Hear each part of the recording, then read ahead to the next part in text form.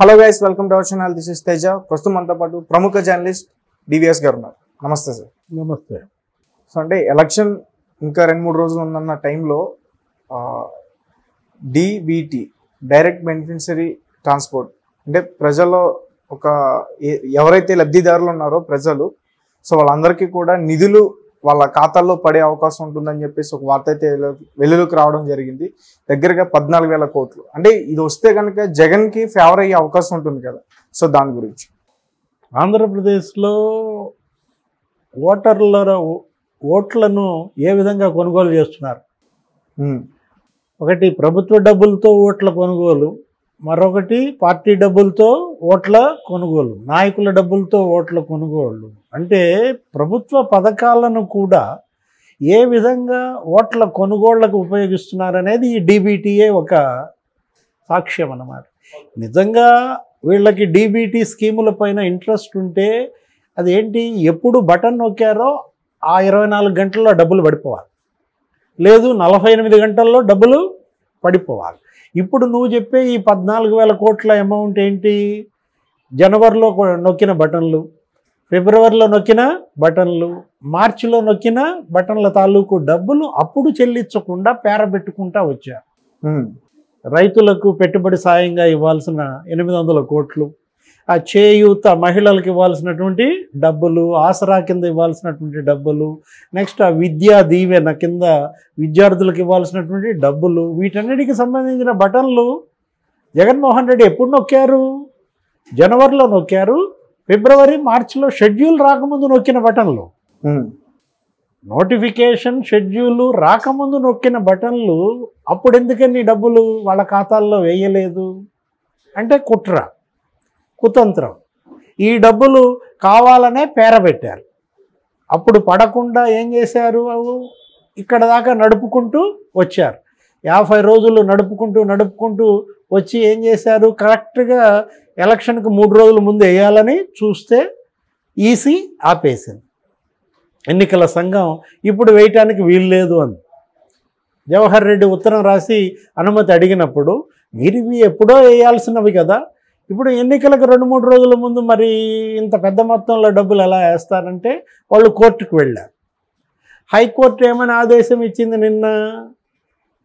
Last 2 days ఆపండి, 12వ తారీఖు వేయబాకండి, 11వ తారీఖు వేయబాకండి, 10వ తారీఖు వరకు వేసుకోండి అంది. అంటే 24 గంటలు టైం ఇచ్చింది. ఈ 24 గంటల్లో మీరు డబ్బులు వాళ్ళ ఖాతాల్లో వేయొచ్చు అనే పర్మిషన్ హైకోర్టు జడ్జి ఇచ్చారు. సరే, వేయాలన్న ఉద్దేశంతో హైకోర్టు జడ్జిమెంట్ కాపీని మళ్ళా ఎవరికి పంపాలా? ఎన్నికల సంఘానికి పంపి మళ్ళా అనుమతి అడిగారు. హైకోర్టు ఆదేశాలు ఉన్నాయి, మేము ఇప్పుడు ఖాతాల్లో వేయబోతున్నామంటే ఎన్నికల సంఘం ఏం చేసింది? మరో లెటర్ రాసింది. ఎంత అమౌంటు? 14,000 కోట్లు. ఇంత పెద్ద అమౌంట్ మీకు ఎక్కడి నుంచి వచ్చింది? అంటే మీరు ఆర్బీఐ నుంచి ఏమైనా తెచ్చుకున్నారా? అప్పులు ఏమైనా తీసుకొచ్చారా? భూములు ఏమైనా తాకట్టు పెట్టారా? ఈ 14,000 కోట్ల రెవెన్యూకి రాబడి మార్గాలను తెలియజేస్తూ రిప్లై అడిగింది. ఇప్పుడు దాని మీద మళ్ళా సిఎస్ జవహర్ రెడ్డి గారు ఏ సమాధానం ఇస్తారో చూడాలి. వీళ్ళు ఇచ్చే సమాధానం సంతృప్తికరంగా కనుక ఉన్నట్లయితే ఎన్నికల సంఘం పర్మిషన్ ఇస్తే ఇదంతా కూడా సాయంత్రం 5లోపు జరగాలి. బ్యాంకులు టైం మరి 5 తర్వాత క్లోజ్ అవుతాయనుకో, నీకు ఇంకా డబ్బులు పడవు. 24 గంటలు పర్మిషన్ ఇచ్చింది హైకోర్టు. ఇది కనుక పుణ్యకాలం గడిచిపోయింది అనుకో, ఇప్పుడు ఈ డబ్బులు పడే అవకాశం ఉండదు. దానిపైనే జగన్మోహన్ రెడ్డి కూడా రగిలిపోతున్నారు, ఫైర్ అవుతున్నారు. ఆయన ప్రసంగాల్లో కూడా మనం చూసాం.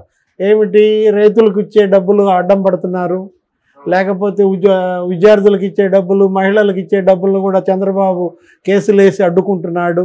నేను ఇవ్వాలనుకున్నవి కూడా ఇట్లా తెలుగుదేశం, జనసేన, బీజేపీ అడ్డుకుంటున్నాయి అంటూ దాని ద్వారా వాళ్ళపైన రెచ్చగొట్టి మళ్ళీ ఆ ఓటు పొందే ప్రయత్నం చూస్తున్నారు. జగన్మోహన్ రెడ్డి కత్తికి 2 వైపులా పదునే. ఒకటి, డబ్బులు ఇచ్చి ఓట్లు కొనడం. 2, డబ్బులు ఖాతాల్లో పడే అవకాశం లేకుండా చేస్తే ఆ కుట్ర తెలుగుదేశం మీదకి, జనసేన, బీజేపీ మీదకి వేసి మళ్ళా ఆ ఓట్లు పొందే మరో కుట్ర కోణం. ఇదంతా ఏంటి? ప్రభుత్వ ధనంతో ఓట్ల కొనుగోలు. నువ్వు చెప్పిన డీబీటీ. అసలు డబ్బు ఇంకా అసలు సొంత డబ్బు ఉంది. ఏది? ఇప్పుడు పార్టీ డబ్బు లేదు, నాయకుల డబ్బు. అది అసలు ఇంకో 14,000 కోట్లు ఇప్పటికే డంప్ చేశారంటున్నారు. ప్రతి నియోజకవర్గంలో 100 కోట్లు ఆల్రెడీ పంపిణీకి రెడీ అయిపోయాయి. కొంత ఇచ్చేశారు. ఓటుకి 3,000 పలుకుతోంది, 5,000 పలుకుతోంది, 10,000 కూడా ఇవ్వటానికి సిద్ధమవుతున్నారు. ఇలా ఇవాళ ప్రలోభాల పర్వం. నిన్నటిదాకా మనం ఏం చేసాం? గోడౌన్లు స్టాక్ నిలవబెట్టారు. ప్రతి నియోజకవర్గంలో గోడౌన్ల మీద దాడులు జరిగితే ఎలా కుక్కర్లు పట్టుకున్నారో, ఎలా ఫ్లాస్కులు పట్టుకున్నారో మనం చూసాం. అవి తాయిలాలు. ఏది? కుక్కర్లు, ఫ్లాస్కులు, జగన్మోహన్ రెడ్డి ఫోటోతో కప్పులు, చీరలు, తర్వాత మొబైల్ ఫోన్స్, ప్యాంటు షర్టులు, ఇలా అన్ని రకాల పంపిణీ, తాయిలాలు అంటారు వాటిని. అవి పంపిణీ జరుగుతోంది. వాటిని అడ్డుకుంటున్నారు. వాటిపైన రైడ్స్ జరుగుతున్నాయి, పట్టుకుంటున్నారు. ఇప్పుడు ఇది నగదు పంపిణీ. నెక్స్ట్ మద్యం పంపిణీ. పెద్ద ఎత్తున లిక్కర్ ఇవాళ రవాణా చేస్తున్నారు. జే బ్రాండ్లు మాకొద్దు, మాకు మంచి బ్రాండ్ మద్యం ఇస్తేనే వస్తామని ఓటర్లు అంటున్నారు, ఓటేస్తామంటున్నారు. అందుకోసం జే బ్రాండ్లు మరి చీప్ అయిపోయినాయి కాబట్టి గోవా మద్యం ఏదో దించినట్టున్నారు. ఆ గోవా మద్యం దెబ్బ కొడుతోంది. అది దాని దెబ్బకి అసలు కళ్ళు బైర్లు గమ్ముతున్నాయి, ఏదో పొట్టలో మంట వస్తుంది అంటున్నారు. అటు గోవా మద్యం, ఇవాళ జే బ్రాండ్లు, మరోవైపు క్యాష్. పెద్ద ఎత్తున ఏదో కూపన్లు కూడా డిస్ట్రిబ్యూషన్ జరుగుతుంది. ఓటు కొట్టు 5,000 పట్టో ఏదో అంటున్నారు. ఏదో పట్టుకుంటే పట్టు చీరనో ఏదో టీవీ ఛానల్స్లో సీరియల్స్ వచ్చాయి మహిళల కోసం.